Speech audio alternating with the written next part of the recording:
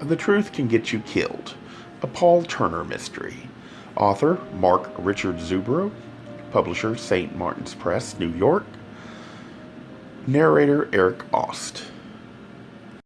Chapter 4. They decided to visit the judge's wife first. The address they had from the beat cop was on Belle Plaine Avenue. This was a street in a small enclave of wealthy homes between Sheridan Road and Clarendon, just north of Irving Park Road. The as yet unfrozen water of the lake steamed as they took the drive north. They turned off on Irving Park, drove several blocks west to Sheridan, and took it north to Belle Plaine. The short street was lined with giant trees, bare of leaves, fronting mansions that would have done a stretch of southern plantations proud.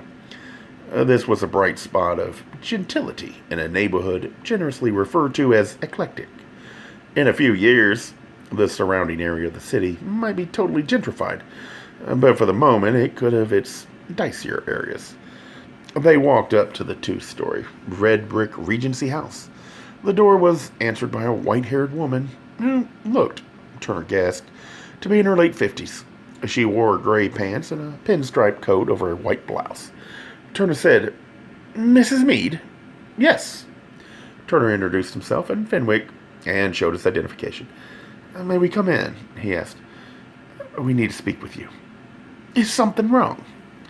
Turner wasn't about to give her tragic news while standing in the doorway as a winter wind whipped off the lake and rushed the cold around them and into her house. "Please, Mrs. Meade, I'm afraid I have bad news. If we could come in?"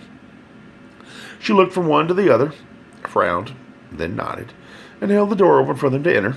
They set foot in a front hall with highly polished hardwood floor. Directly in front of them, a red carpeted stairway swept upward in a narrow curve. A highly polished suit of armor stood in the corner on their right. On their left was an infilled cupboard and stained cherry. She brought them into a parlor on the left with a dark brown and purple Persian rug, white walls, and black leather furniture. After they were seated, she asked, "What's wrong? Has something happened to my children?" "No, ma'am," Turner said. "We have unfortunate news. Earlier today we found a man with your husband's identification. He was dead." "Here in Chicago?" "Yes, ma'am." "That's impossible. My husband is in Montreal at a convention of jurists." Fenwick described the body. When he finished, she held up a hand to her face. "I can't understand it," she said. "How could it be him?" Turner showed her the driver's license and other identification from the wallet they had found. "Someone must have stolen it from his wallet. Albert wouldn't lie to me. He's in Montreal. I'll call him." She bustled out of the room, returning moments later with a slip of paper in hand. She picked up the receiver and pressed in the numbers. When she hung up, she said, "He never checked in." As gently as they could, they got her to accompany them down to Cook County Morgue. The ride occurred in strained silence. Once there, the identification was brief and complete. She took one look, gasped, and burst into tears. They led her down the hall to her quiet office. Upon entering, she said, "I have to call the children." She sat in a green vinyl-covered chair. "How can I tell the children? What can I tell them? What happened?" She dabbed at her eyes with a tissue that Turner had provided from a nearby desk. "Someone murdered him." "Why?" "Well, that's what we need to find out," Turner said. "If we could ask you a few questions. The first hours of a case are important. You might be able to give us some information that could lead to the killer."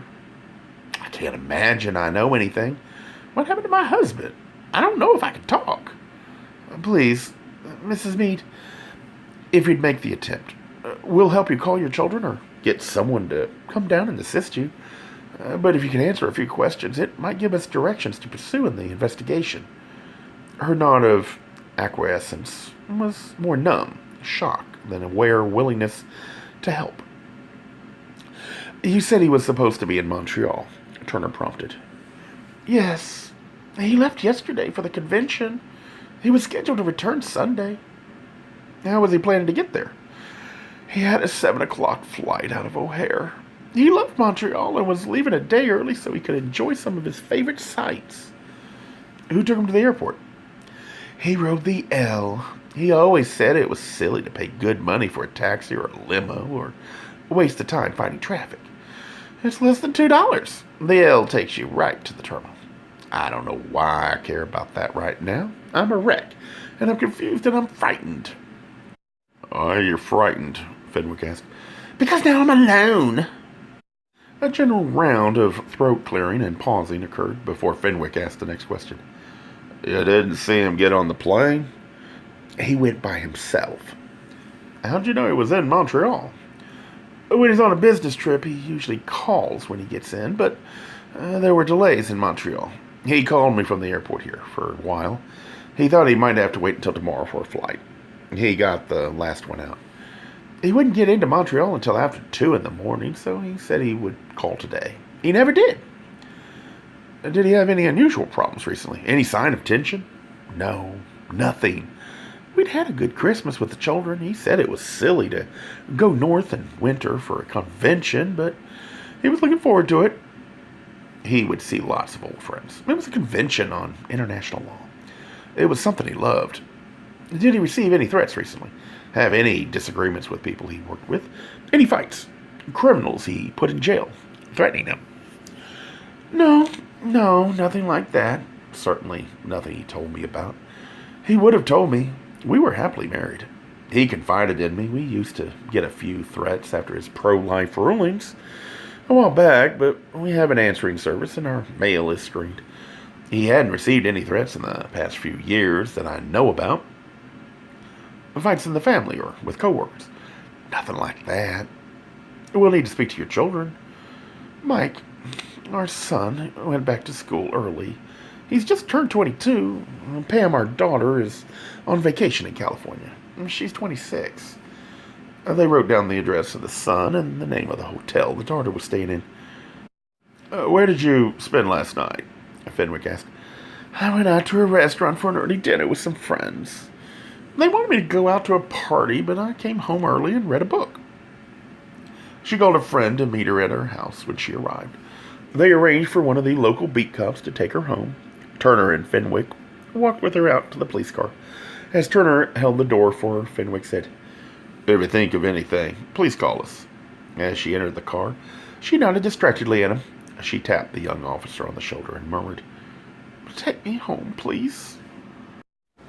Gay Mysteries audiobooks. I think it is easy to hate a label, but a face humanizes the word. So this effort is twofold. To offer comfort to those like myself that your world didn't end because you don't fit into the view of acceptable society on both sides. And in hopes of helping those with family that are LGBTQ, that it doesn't mean we are aliens from the child they once knew.